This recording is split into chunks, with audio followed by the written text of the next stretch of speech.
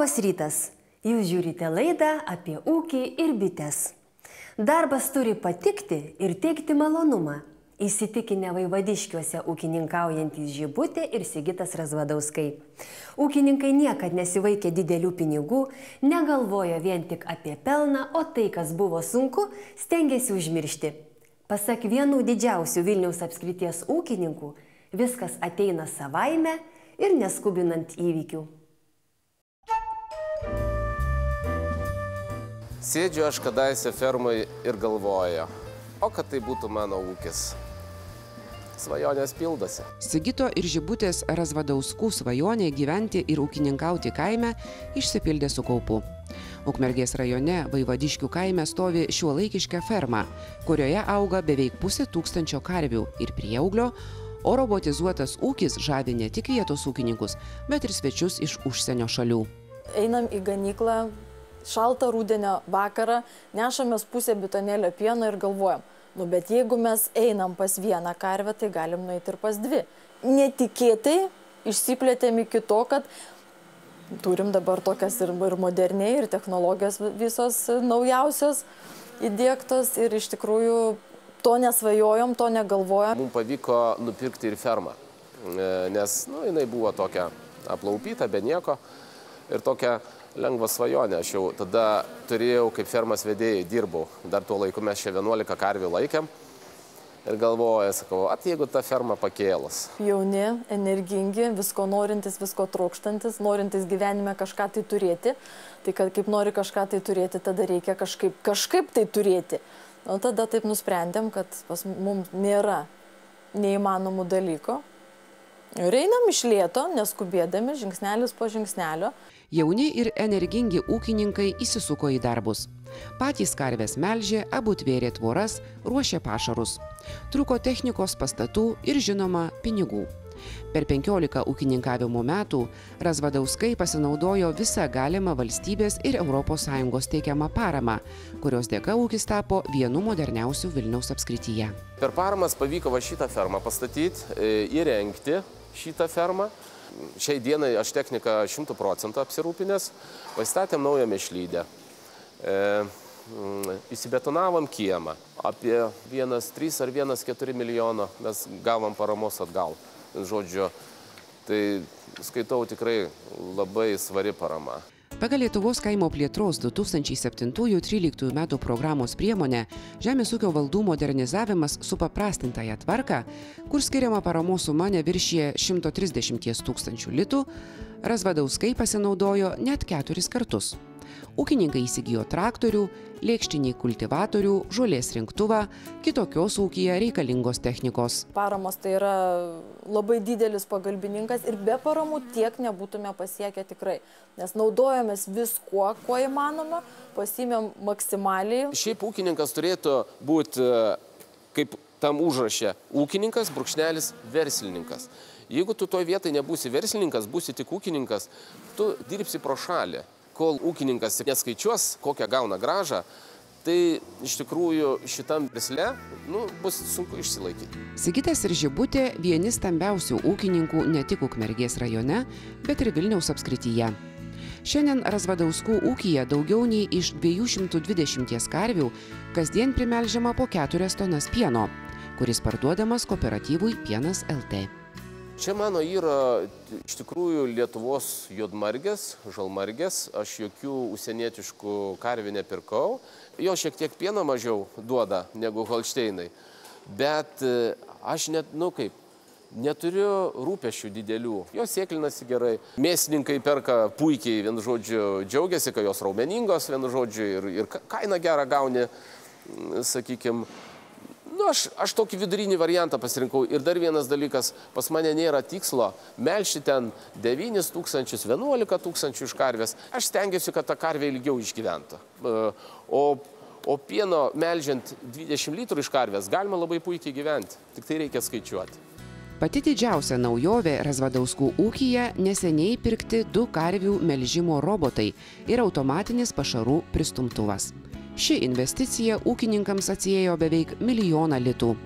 Pasak Sigito, tik naujausių technologijų dėka galima pasiekti gerų rezultatų. Kas motyvavo daryti visus šitos investicijas visas, tai kad nesinorėjo ištisai sėdėti prie tos karvės ir eiti, nes vis tiek tu esi pririštas, eini pas vieną karvę ar pas 10 ar pas 100 ir jeigu tu pats dirbi, pats melži, pats šeri, tai tada kas ir lieki ūkininku.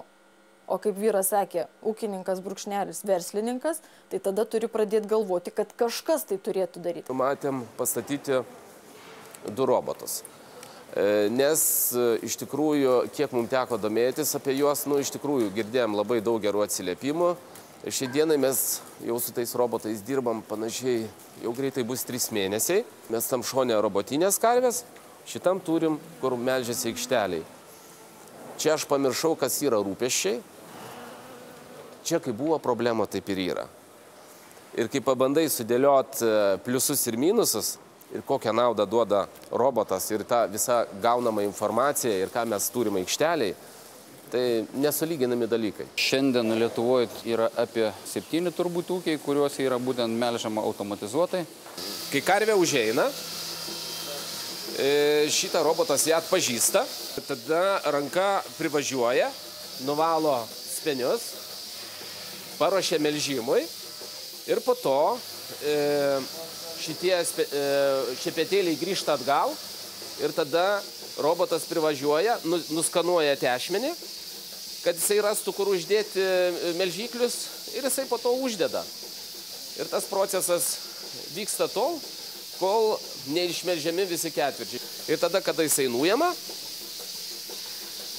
nudezinfekuoja po melžimo šitą spenius ir tada ranka pasitraukia, karvė išleidžia, atsidaro vartai ir užeina sekanti ir vėl procesas kartojasi iš naujo. Šie 2 robotai melžia 127 karves. Vidutiniškai vienos karvės melžimas trunka mažiau nei 6,5 minutės. Kiekviena karvė turi savo identifikacijos numerį.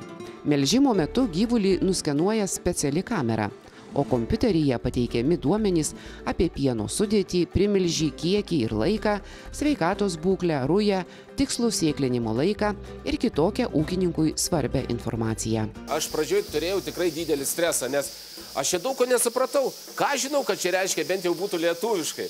A dabar angliškai viskas, bet per laiką, viskas išaiškėja. Mes kaip šitos robotus paleidam.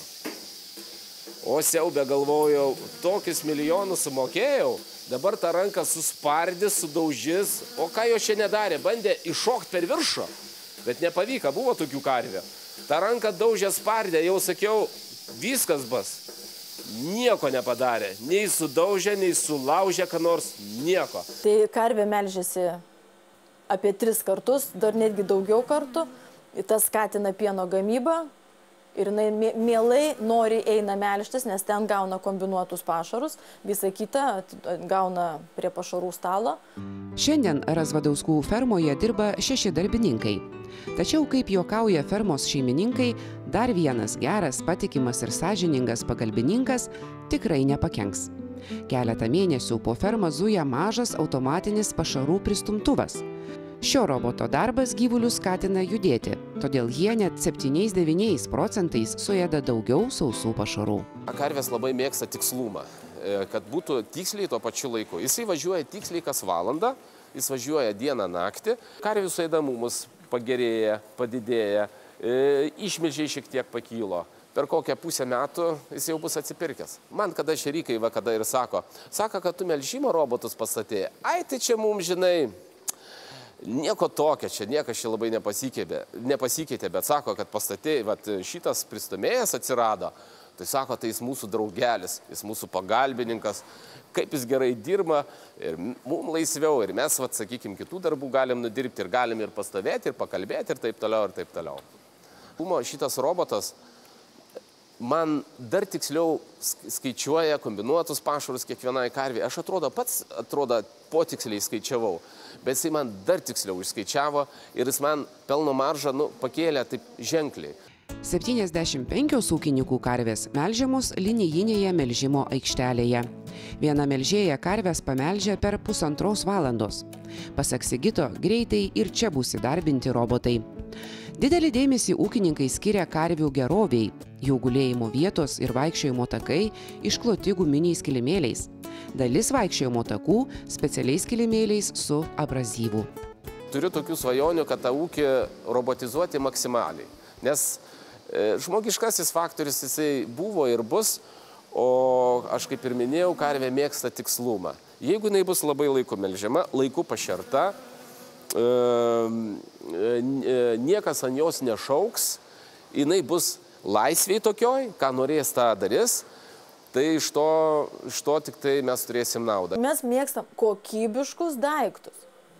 Mašina tai yra geriausia, namai vėlgi statai darai geriausiai ir viskas, kas geriausia. Tai ir karvėm, o kodėl mes turim tik tai gyventi gerai, tegul ir karvės gyvena gerai ir naudojasi pačia geriausia technologija.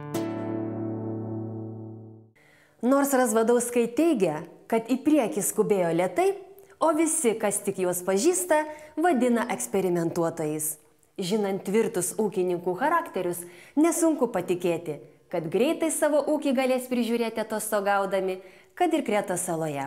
Žinoma, jei su savimi turės kompiuterį. O po reklamos lankysimės Biržų rajone Kristinos ir Jūrio Milišiūnų avininkystės ūkyje.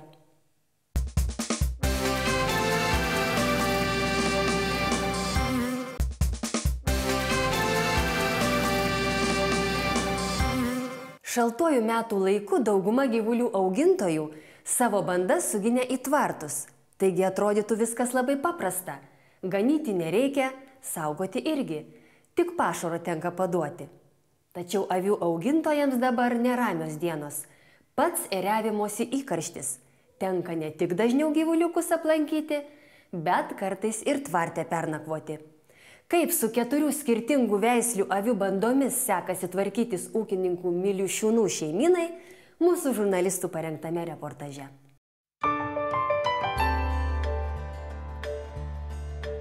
Čia tie avinukai labai gražiai su kaspinėliais pažymėti, tai mes netgi paprašom konkrečiai, kad surinktų pagal linijas, kokių linijų avinų mums reikia, tokius ir nuperkam, nes paskui kergiant avis irgi yra suskirstytos į grupės ir kiekvienai grupiai yra priskirta tam tikros linijos avinai. Šie veisliniai avinukai į Kristinos ir Jūrio Milišiūnų ūkį Biržų rajone atvyko iš Šeduvos. Retų pagal nykstančių veislių programą saugomų Lietuvos juodgalvių bandą laikantys ūkininkai sako, kad naujieji tvarto gyventojai dar turės laiko apsiprasti ūkyje. Kol kas didžiausias avių augintojų rūpestis – ėriavedės. Čia jau gamta matyti yra taip sutvarkius, nes nėra taip svarbu, kada įleisi aviną, bet ar anksčiau ar vėliau, bet tas ėriavimasis jisai taip jau į pavasario pradžią. Pats didžiausias darbas yra jas gerai pašerti, o kai jau prasidės ėriavimasis, tada bus laikas, kai reiks dažnai ir ilgai pabūti su avim, kad viskas vyktų sėkmingai ir kad surinktume kuo daugiau. Lietuviškų juodgalvių veislinę bandą laikantys Milišiūnai naudojasi Lietuvos kaimo plėtros 2007-2013 metų programos antrosios krypties priemonės agrarinės aplinkosaugos išmokos numatytą paramą. Jis skiriama mūsų šalyje nykstančiomis ir saugotinomis pripažintų senojo genotipų veislių gyvulių išsaugojimu besirūpinantiems ūkininkams, kurie laiko šių veislių gyvūnus ir veisia juos grynuoju veisimu. Programoje numatyta parama mokama 5 metus, o kasmetinės išmokos gali siekti beveik 700 litų už veislinį gyvulį priklausomai nuo jo rūšies. Už nykstančių veislių Lietuvos juodgalvės ir Lietuvos šiurkščiavilnės avis kasmet mokama beveik 100 litų išmoka už kiekvieną ėriavedę, avytę ar veislinį aviną. Kadangi buvo sąlygos, tai mes iškart ėjom veislininkystės link ir jau dabar greit bus 20 metų, kaip mes auginam lietuviškas juodgalves ir užsiimam veislininkystę. Lietuviška juodgalvė yra truputį vislesnė, jinai yra atsparesnė mūsų sąlygom, kadangi išvesta čia Lietuvoje. Tačiau prastesnė mėsos kokybė, mažesnė mėsos išeiga. Ir jos yra pakankamai tokios baikščios. Milišiūnų ūkyje be Lietuvos juodgalvių laikomos dar 3 veislių avys. Kaip sako patys ūkininkai, egzotiškos išvaizdos rusvas Koburgo lapinės laiko namų aplinkai papuošti, o pagrindinė ūkio veislė tekseliai. Kristina pasakoja, kad nusprendus vystyti avininkystę, teko iš karto galvoti ir apie produktyvesnes avių veislės. Iš pradžių Milišiūnai galvojo atsivežti mėsinių Suffolko avių, tačiau dabar nei kiek nesigaili pasirinkę kur kas jaukesnius tekselius.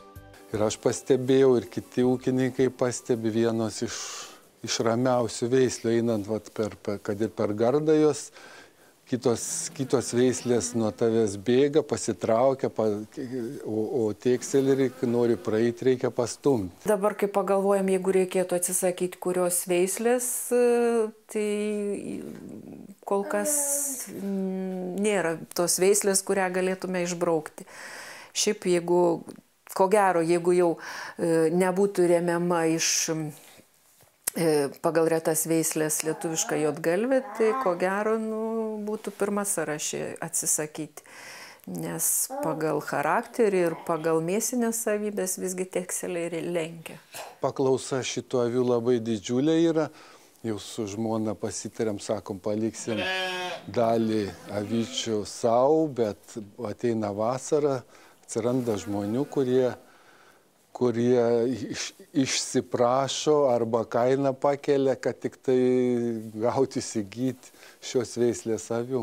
Dar turim vieną veislę, tai pieninės ostfryzų avis. Tai šitos avis iš tikrųjų atėjo pas mum dėl reikalo, nes auginom dukros buvo labai jautrios maistui, nelabai tiko karvės pienas, tai pabandėm ožkas, ožkų pienas nepatiko dėl savo kvapo, dėl skonio, nusipirkom keletą avių, paragavom pieną, pabandėm, iš tikrųjų patiko ir vaikam baigėsi tos didelės alergijos. Turim apie 40 ėriavedžių ir dabar ne tik savo jau pieną naudojam, bet ir sūrius darom. Viena pieninės ostfryzų veislės avis per dieną duoda 1,5–2 litrus pieno. Tai nedidelis kiekis, tačiau, kaip sako ūkininkė, avių pienas riebesnis ir tirštesnis nei karvių ar ožkų. Todėl iš avių pieno gaminamo sūrio išeiga geresnė. Vasarą laktacijos laikotarpio viduryje Milišiūnai per dieną pagamina 2–3 kg avių sūrio, kuriam pirkėjų netrūksta. Avininkystė nėra toks verslas, kai aš šiandien sugalvojau, užpirkau 1000 avių ir aš jau turiu, sakykime, didelį pelną. Visgi reikia kelis metus įdėti darbo, kad išmoktum tą avį prižiūrėti, išmoktum ją auginti ir surasti rinką pardavimui, o tada jau gali pradėti galvoti apie tai, kad tu gausi jau pelną. Tai yra viena iš prielaidų, lengviausia ir greičiausia turėti, užsiauginti gyvulį, jį realizuoti yra mažesnėji gyvuliukai, tame tarpe ir avis. Ir žmonės pamatė vieną kitą gerą pavyzdį, atsirado jau avininkystės ūkių, kurie turi ir po keletą tūkstančių. Tų investicijų į avininkystę yra mažiau negu kad auginant grūdinės kultūras, nes iš tikrųjų ir tos technikos šiek tiek mažiau reikia ir kad ir fermų įranga, jeigu atrasi ir pasirinksi savo tinkamą, galima netaip jau ir brangiai viską padaryti. Ketiname išlaikyti tą kryptį, kad ant mūsų Lietuvoje esamų pievų ir ganyklų būtų gyvulių. Manau, kad ir dar suteikiant tam tikrą galimybę, kaip sakant, gauti ir paremti per kaimo plėtros priemonės, per investicinės priemonės, tikimės, kad ta veikla jinai nesustos. Vis dažniau iš pareigūnų atsakingų už žemės ūkio politiką tenka išgirsti, kad Lietuvoje nuolat mažėja gyvulių, ypač pieninių galvijų. Tuo tarpu atsigaunanti avininkystė galėtų tapti pavyzdžiu kitiems gyvulių augintojams. Dar visai neseniai avis Lietuvoje augino tik nedidelis būrelis užsispyrusių šios ūkio šakos entuziastų. O dabar avis augina ne tik apie tūkstantines bandas galvojantys ūkininkai, bet ir sodybas kaime turintys miestiečiai. Tarybiniais metais buvo sudarytas visas tas toks neigiamas avienos įvaizdis. Aviena kvapą ir skonį įgauna tik vyresnio amžiaus. Manau, visų ūkininkų, kurie mes užsiimam avininkystę, yra tikslas parduoti ėrieną. Nors, kaip sako Kristina, kelias aveles auginti nesudėtinga, galvojant apie rimtą prekinį ūkį, be šiuolaikinės įrangos ir technologijų išsiversti neįmanoma. Siekdami neatsilikti nuo kolegų iš vakarų, Lietuvos avių augintojai nuolat investuoja į savo ūkius. Ne vienas jų naudojasi ir Lietuvos kaimo plėtros 2007-2013 metų programoje numatyta ES parama. Tai būtų viena iš priemonių kaime atkurti tą tokį kaip ir judesį ir galbūt žmonės, kurie dar užsiminėja gyvulininkystę, iš tikrųjų įsitvirtintų ir ją parėmus atitinkamai, arba netgi dar daugiau numatome, kad bandysim siūlymus tokius daryti, net ir kurtis naujiems ūkiams su pažangiom technologijom. Kas suspėjo ir susižiūrėjo, buvo galima pasinaudoti nitratų direktyvą, kas labai palengvino ūkininkam sąlygas, nes buvo galima įsigyti arba techniką, arba pasistatyti mėšlydės. Tai va, mes pasinaudojom šitą paramą. Pasak ūkininkės, dabar svarbiausia, kad ir toliau būtų užtikrintas gyvulininkystės skatinimo politikos tęstinumas. O pasibaigus Lietuvos kaimo plėtros 2007-2013 metų programos įgyvendinimui, parama pagal joje numatytas priemonės išliktų ir toliau. 1500 avių bandą auginantys milišiūnai galėtų kur kas drąsiau jaustis, jei žinotų, kad kurdami ūkio plėtros planus, galės ir toliau tikėtis ES paramos. Gal irgi būtų galima daugiau ūkyje perdirbti, bet čia reikalingos didesnės investicijos. Būtent visa didžioji investicija tai yra skerdykla. Investuoti į gyvulininkystės sektorių priverstinė tvarka neturim tokios galimybės. Turim tik tai sugebėti, tą supratimą praplėsti ir kad būtų žmogui ekonomiškai naudinga.